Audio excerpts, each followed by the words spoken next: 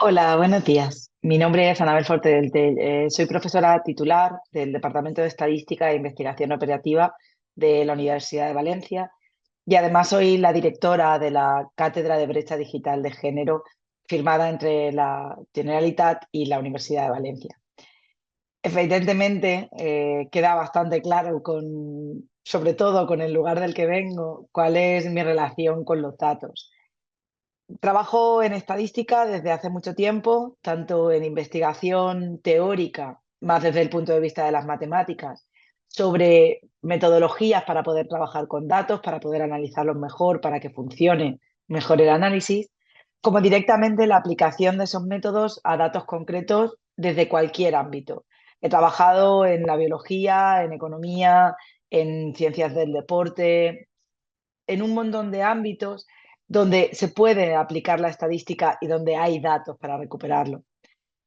Cuando hablamos de emocionarse con los datos, pues a mí la verdad es que me viene al pelo, porque al final trabajar en estadística es emocionarte con los datos día a día, descubrir cosas que no te esperas en ciertos análisis, ayudar a otros y a otras investigadoras a encontrar esas cosas que nos esperan o que sí que se esperan, pero no sabían si las iban a encontrar.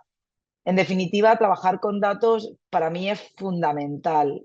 Nos ayuda a entender el mundo que nos rodea. Yo siempre digo que la estadística es un poco como ese nexo que hay cuando hablamos de la caverna de Platón, donde tenemos esas sombras que se proyectan sobre la pared y nosotros solo podemos ver las sombras y a partir de las sombras queremos intuir qué es lo que las está produciendo.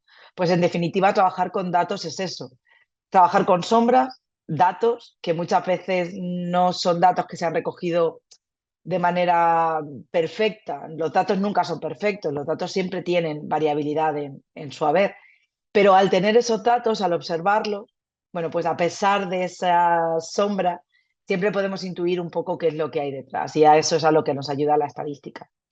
Pero en particular hay un tema en el que llevo trabajando un tiempo desde la Cátedra de Brecha Digital de Género y es en entender a través de los datos también cómo la brecha digital y sobre todo la brecha digital de género afecta a nuestro día a día.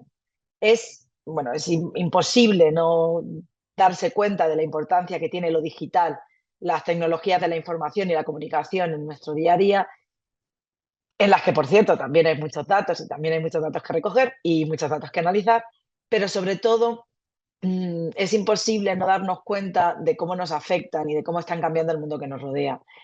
Si observamos que existe una brecha de género, al final lo que estamos viendo es cómo nos afecta en la vida cotidiana el ser hombres o el ser mujeres a través de la tecnología también.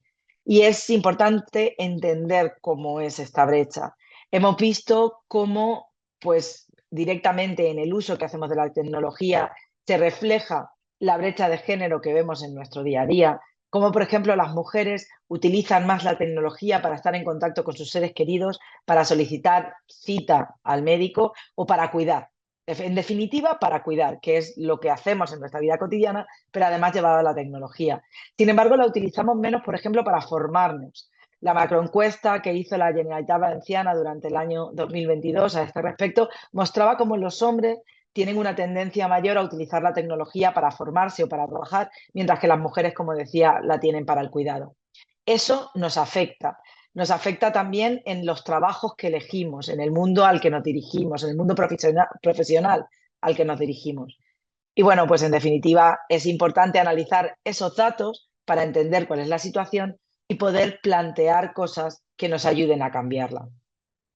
Con respecto a la pregunta de qué actuaciones o qué cosas podría hacer nuestras instituciones, qué podrían hacer nuestras instituciones para lograr esa igualdad de género en el mundo académico. Mi punto de vista es que realmente lo que hay que cambiar es la academia, es cómo se hace la ciencia, pero no tanto el cómo se hace, sino el cómo se profesionaliza la ciencia. Necesitamos una carrera más estable que pueda dejar entrar a las mujeres, que muchas veces lo que buscan es esa estabilidad, porque si estamos relacionándonos con el cuidado, pues tenemos que tener una vida estable para poder actuar ahí. Pero luego además necesitamos políticas de conciliación. Necesitamos que tanto hombres como mujeres puedan cuidar desde la academia, que no sean horarios extenuantes y autoimpuestos muchas veces, porque es verdad que son autoimpuestos, pero autoimpuestos porque en el mundo académico no te puedes desarrollar si no llevas a cabo una labor de investigación, de docencia, de gestión y de muchas otras cosas que nos impiden al final pues hacer aquello, bueno, tener tiempo libre, básicamente el poder vivir nuestras vidas de manera plena. Así es que creo que hay que trabajar mucho en ese sentido para poder acabar con la brecha de género en muchos sentidos y en particular en la academia.